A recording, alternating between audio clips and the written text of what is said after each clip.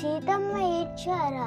మరి అక్కడున్న రాక్షస స్త్రీలందరూ ఏకజట, త్రిజట, హరిజట, దుర్ముఖి ఇలాంటి వాళ్ళందరూ ఉన్నారు కదా. హరిజట అనేటువంటి ఒక రాక్షస స్త్రీ ఉంది కదా. సీతమ్మ తల్లి వచ్చినప్పటి నుంచి నేను అనుకున్నాను, ఇవని ఎప్పుడెప్పుడు తినేద్దామా భక్షిద్దామా అని చెప్పి ఆలోచిస్తూ ఉన్నాను. ఇన్నాళ్ళకి సమయం చిక్కింది. ప్రభు గారి మాట వినటం లేదుగా, ఇన్నాళ్ళు తిండి కూడా లేదు. అలా బాధపడి చనిపోయిందని చెప్పొచ్చులే. కత్తులు పట్టరండి, ఇప్పుడే తినేద్దాం అని చెప్పేసి అందంట. ఈ మాటలన్నీ వింటుంటే పక్కనున్న సీతమ్మకి ఇంకెంత బాధ కలుగుతుంది. అశోక వృక్షానికి ఉన్నటువంటి కొమ్మల్ని పట్టుకొని ఒకటే ఏడుపట.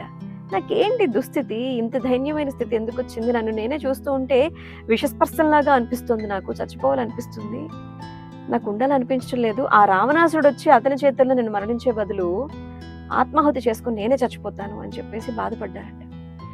ఎక్కడ పుట్టాను, ఎక్కడ పెరిగాను, ఎవరిని పెండ్లాడాను, నా రాముడికి నా బాధ తెలియటం లేదా? అసలు ఎన్నాళ్ళు అయిపోయింది నేను కనిపించక. ఒకవేళ నేను ఎక్కడున్నా రాముడికి నిజంగానే తెలీదా?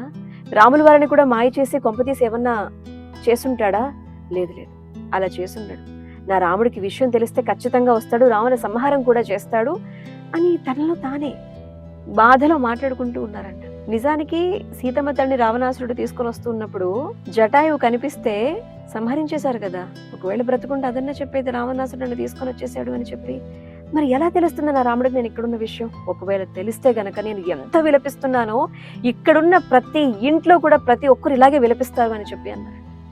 ఇదంతా పైనుంచి చూస్తున్నటువంటి హనుమయ్యకి మనసంతా కకలా వికలం అయిపోయింది. బాధ దుఃఖం పొంగుకొచ్చేసాయి అనమాట. అయ్యో నా తల్లి 10 నెలలుగా ఇంత నరకాన్ని అనుభవిస్తుందా ఇంతమంది రాక్షసుల మధ్యలో?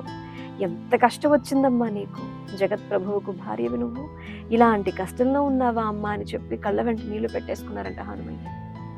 ఆ తర్వాత ఏమైందో తెలుసుకుందాం. Like, share, comment and subscribe చేయాలి. నువ్వు నేను ఒక కథకి. బాయ్, జాగ్రత్త.